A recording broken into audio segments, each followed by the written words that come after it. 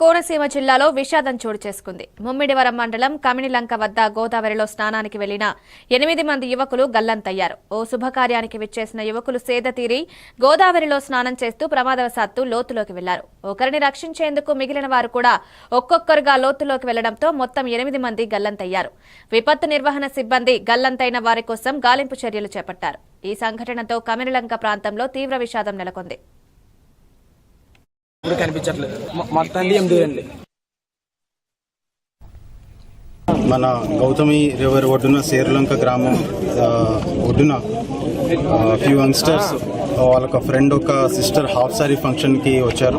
Half sorry function తర్వాత ఈ వాటర్స్లో swim చేద్దామని వచ్చారు. So visibly it was very ఫ్లాట్గా కొంచెం డెప్త్ తక్కువ కనిపించేటప్పటికి కొంచెం లోపలికి వెళ్ళారు.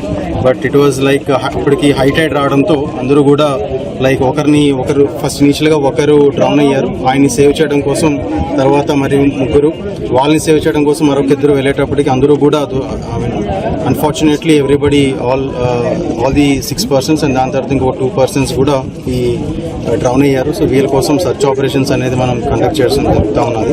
సో స్విమ్మర్స్ని కూడా ఎంగేజ్ చేస్తూ ఉన్నాం. SDRF టీమ్స్ కూడా వస్తూ ఉన్నారు. సో